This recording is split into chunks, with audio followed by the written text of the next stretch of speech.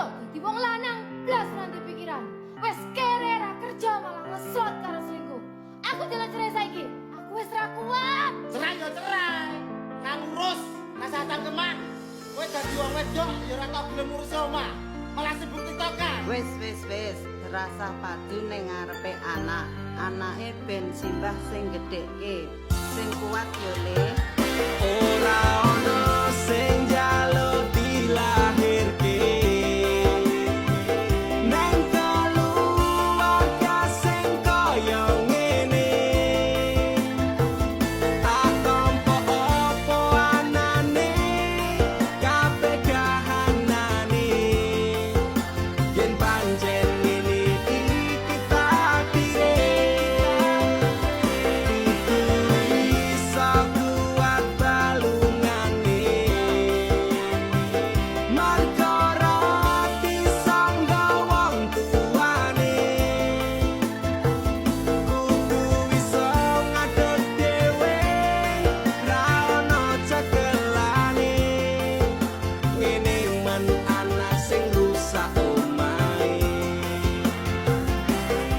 Nek kelingan bapak ibu nangis tenan atiku doi-dois dhewe-dhewe dadi beban keluargane. Pedhot ing tengah dalan hancur kabeh harapan. Urip kurang diarah ora ono tujuan. Nakal dadi bajingan, urip kudu dalan mabur dadi pelampiasan, bingung ra duwe jalan, kurangi kasih sayang ra tau diperhatikan, dadekke aku anak sing ra duwe masa Ora depan. ono sing njaluk dilahirke. Neng keluarga sing kaya ngene. Tak tampa apa anane, kabeh kahanane. Yen pancen ngene iki takdire. Kudu iso kuat balungane. Marga rati sangga wong tuane. Kudu iso ngadeg dhewe, ra ono cekelane. Ngene men anak sing rusak omahe.